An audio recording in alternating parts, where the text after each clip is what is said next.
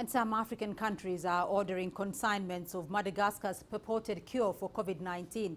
The World Health Organization is yet to endorse the COVID organics herbal remedy and has cautioned against its use. The African Union and the World Health Organization have called for its clinical trials. Here's Angelo Coppola with more. There have been high-level consultations between Madagascar and South African government officials on the remedy. We actually did get a call from the government of Madagascar.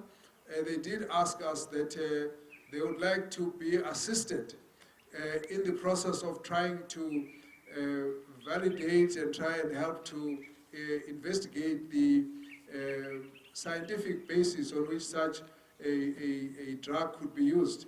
I had a call with the Minister of Foreign Affairs of Madagascar, and there had been a call from the President, and we then have said that our scientific research institutions would be willing to support an analysis, as it were, on that matter. Traditional medicine is used in all countries, and there's a plant in South Africa called wormwood that's been used for generations. There's a herb which we used in my part of the land, which is called Mhlonyana. Mhlonyana is actually used for fevers, for flus. When I grew up, we didn't go to hospital. We used Mhlonyana.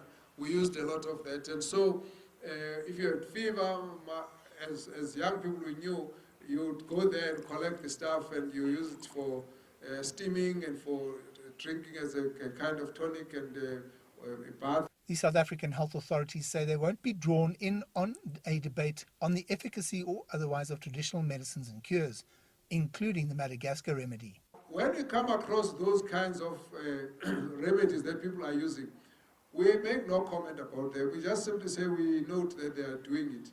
The only difference we get involved in as the department, as the government, is when you've got to deal with the scientific analysis of what is that herb, what is the active pharmaceutical ingredient in that herb that could be proven to scientifically, in a clinical trial, demonstrate an effect on a particular pathogen or a particular condition. In this case, we're not there.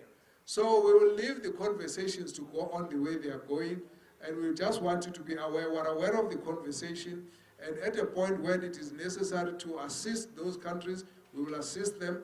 In the meantime, 70 traditional medicine experts from across the continent met virtually with the WHO in mid-May, and they all agreed to clinical trials to be conducted on all traditional medicines on the continent. And perhaps the cure for the COVID-19 is right here.